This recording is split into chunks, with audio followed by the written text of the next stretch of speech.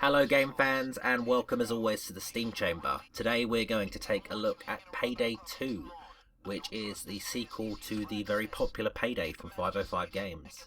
Now for those of you unfamiliar with the series, in Payday 2 you are a bank robber or just generally an armed robber who must take part in various different armed robberies on targets such as anything from nightclubs to banks to shopping malls to jewelry stores, and you do this as part of a four-man team. Now the game does have AI and a single player option, however the AI is generally awful and this game is very much aimed at being a co-op game. So it has 4-player co-op. It has a system in place so you can join other people's games on the fly, which is really works quite well. For instance, when you start the game up, you can choose to go play offline and just jump straight into anything of a random selection of heists. Now, these heists always have the same scenarios. There are so many, there's a limited number of scenarios. I'm not sure exactly how many around, about 20 or 30 different scenarios at the same locations. However, these locations do change, so you might choose a scenario where you're robbing a bank and you're specifically going after its safety deposit boxes, and every time you play that mission you'll have to go into the bank, case the bank, get the thermal drill, break into the vault and then check the safety deposit boxes. However, there is a bit of randomness and procedural generation in the levels, in that while you might play that level several times, the layout of the bank itself might change, the number of guards in the bank might change, and it just keeps things a little bit fresher as you're playing it. Now, in order to complete these heists, you have to use a selection of items at your disposal. Now, when you start, you will generally just have one heavier weapon, such as an assault rifle, a handgun, your mask, and you will have access to a drill and cable ties. Now you can also, various members can also pick up take things such as health packs and ammo packs, which you have to place down onto the ground, sort of Battlefield style, but unlike Battlefield they have limited uses. I think it's something like 2 uses for the health packs and 3 for the ammo, although I'm not entirely sure on that.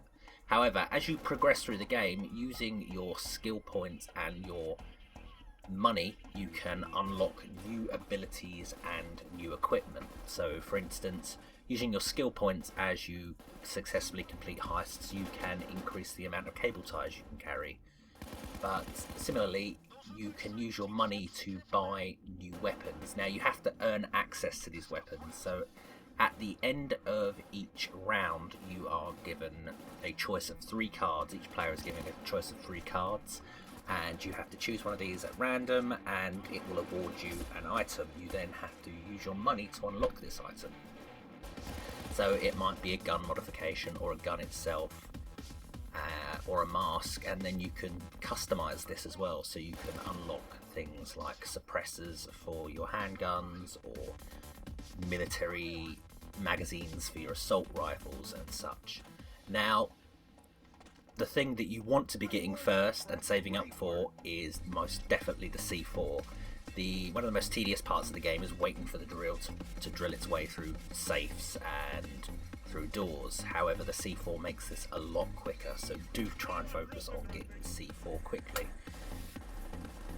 So the various items you can unlock do make a big difference to the game, and if you play through all the levels quite an early level and aren't using any of the unlocked things, then things will be very different when you play later on. It's really quite nice actually, because you really do feel they do get the heist thing across really nicely.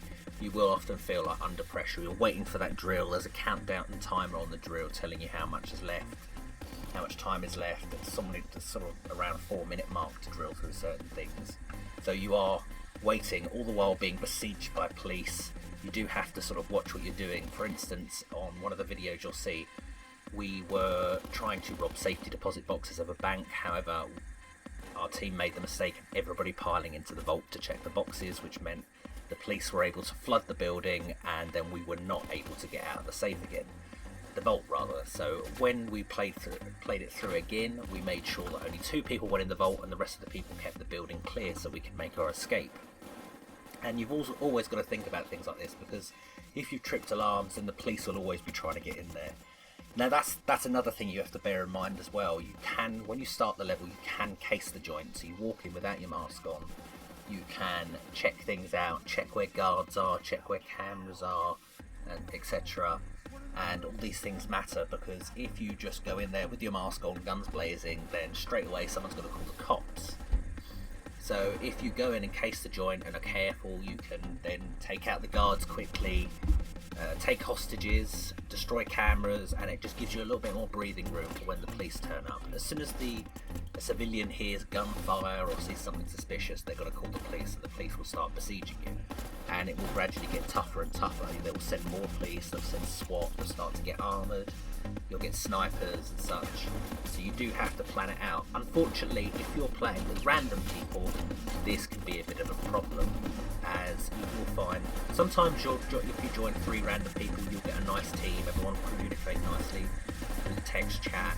It works really well when you get a team like that. However, there are also a lot of people online who will just put their mask on straight away and run in, which means straight away you're on the defensive, because the cops are on their way immediately, and by the time you've finished getting into the vault, then you've already got the heavy police on their way already.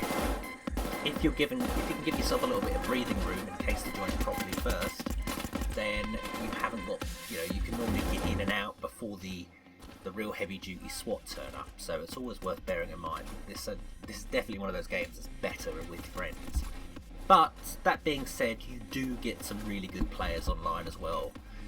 Payday was quite popular, it had quite a loyal little community, so there are a lot of people out there playing it that really know what they're doing. They played the first one quite a lot, and so they're going to bring those skills to the second one. But like I say, be aware that there are those people that will just run and gun, and it does make your life a lot harder. Graphically speaking, the game is really nice. There's a really nice design aesthetic to it. The spaces are quite limited, but they do a good job of making them look bigger.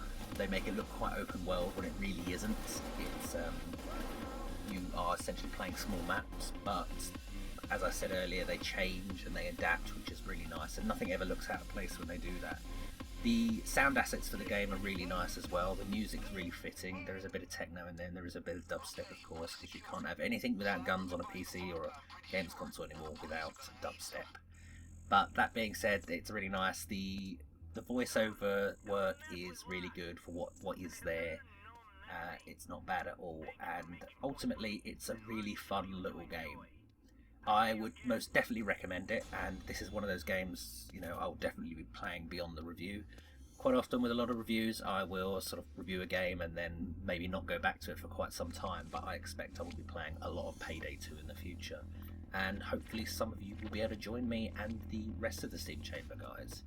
Anyway, thank you for watching the video. If you did enjoy it, please do like, comment and subscribe, and check out our other videos.